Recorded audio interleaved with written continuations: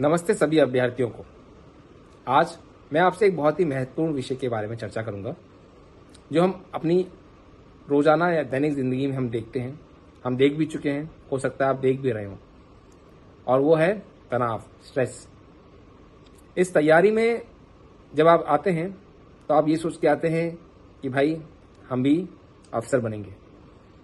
फिर कोशिशों का दौर शुरू होता है, पहला अटेम्प्ट आता है, आप एग्ज़ाम लिखते हैं, काफ़ी लोग सफल होते हैं, काफ़ी लोग नहीं हो पाते। फिर तनाव आता है कि भाई हमने तो पढ़ाई अच्छे से करी, हमने तैयारी अच्छे से करी, फिर क्या दिक्कत हो गई।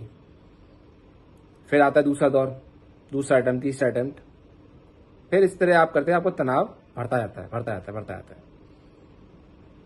लेकिन एक चीज़ जो मिस होती है इस पूरे पीरियड में, वो है कि तनाव की ज़रूरत की जगह आप ये देखो कि जहाँ पे वो गलतियाँ हुई आपसे, जहाँ से वो तनाव आपका जनरेट हो रहा है, वो क्या है या वो कहाँ पे है। अगर आप तनाव को लेके चलेंगे तो उससे आपका चीज़ें खराब होंगी, सही नहीं हो सकती। क्योंकि तनाव होगा तो हमेशा ही लगेगा यार मैं ये पढ़ता हूँ, मेरे को याद नहीं रहता, मैं ये करूँगा तो इससे क्या होगा। जब भगवत गीता में सबने पेपर 4 पढ़ा होगा, नहीं पढ़ा है तब भी आप पढ़ेंगे जब वहाँ पे, या हो सकता है बचपन में सुना हो कि भाई कर्म करो, फल की इच्छा मत करो। आप बस, आपका काम है पढ़ाई करना। सिलेक्शन होना एक अलग चीज़ है, सिलेक्शन की तैयारी करना इन ना राइट डायरेक्शन, वो ज़्यादा ज़रूरी है। आप कर रहे हो तैयारी, कहते हैं अपने पर्टिकुलर सब्जेक्ट की, और उस सब्जेक्ट में जो सबसे कम वेटेज का उस पर आपने ज़्यादा वेटेज दे दिया, तो वो अप्रोच गलत है ना। सिमिलरली आपको अपनी जो तनाव है वो आपको डिस्कस करना चाहिए। किसके साथ?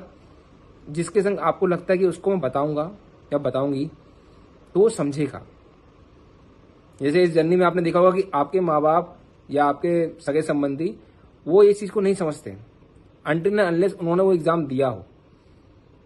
उनको लगता कि जैसे भाई आप अभी तक माने आपने 10th टॉप किया, 12th में अच्छे नंबर आए, तो आपको उनको भी लगता है कि भाई जब उसमें इतने अच्छे आ गए तो ये एग्ज़ाम भी एग्ज़ाम ही है।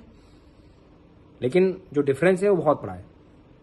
वो उसको फील वही कर पाता है जिसने एग्ज़ाम लिखा है ना।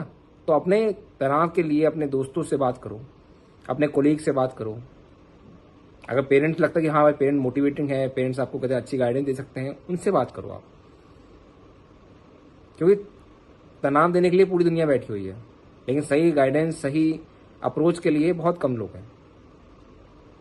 जैसे भगवान ने भगवत गीता के समय क्या बोला था कि भाई अर्जुन तनाव में था, उसको लगा था मैं तो अपने सगे संबंधी को मार रहा हूँ, भाई मुझे क्यों नीड है इसकी, है ना। लेकिन भगवान ने कहा भाई तुम अपना कर्म करो, तुम्हारा कर्म है कि बुराई का नाश करना। तुम्हारा कर्म ये नहीं कि तुम्हारे सगी संबंधी को मार रहे हो, नहीं, तुम बुराई का नाश कर रहे हो। उसी प्रकार आपको अपनी जो कमियां हैं, जो गलतियां आप कर रहे हो, उनका नाश करना है आपको ये नहीं कि आपको तनाव में आके वो करना है, नहीं। आपने उन गलतियों को सुधारो, सही करो, समझो कि कहीं ना कहीं तो आप वो मिस्टेक एक छोटी सी कर रहे हो जो आपके सिलेक्शन में और जो हो चुके सिलेक्शन में अंतर आपका रह रहा है। हो सकता है पढ़ाई का अप्रोच में हो सकता है आपका लिखने के अप्रोच में हो, तो वो अभ्यास के साथ आप करो, लेकिन तनाव के साथ नहीं। क्योंकि तनाव के साथ चीज़ें खराब होती हैं, अच्छी नहीं होती, है ना। जैसे बोलते हैं स्ट्रेस, भाई आपका कहते हैं आज की तारीख में वन ऑफ द, कह सकते हैं बहुत अच्छा खासा डिजीज आपकी बॉडी को बना देता है। बीपी, डायबिटीज, ये सब चीज़ें आजकल क्यों हो रही है? स्ट्रेस। इसलिए अपनी तैयारी को आराम से फोकस करिए कि आपको जो पढ़ना है, अपना प्रीवियस ईयर पेपर एनालिसिस करिए, उनको समझिए और उसके हिसाब से उसको अटेम्प्ट करिए। लेकिन तनावपूर्ण होकर खुशी एग्जाम देने चाहिए, कहिए कि ये मेरा बेस्ट है। आपने जितना पढ़ा वो आपको ये फील हमेशा होना चाहिए इस तैयारी में कि मैंने अपनी तरफ से 100% दिया, अब बाकी होना ना होना भगवान के हाथ में। अगर 1% की भाई लक फैक्टर की हम बात करें, इसलिए अपना बेस्ट दो। आपके अंदर से फील होनी चाहिए भाई मैंने तो अपना सब कुछ कर दिया, अब भाई अगर भगवान ने लिखा है या डेस्टिनी अगर है हमारी तो वो कहीं ना कहीं मीट कर जाएगी, है ना।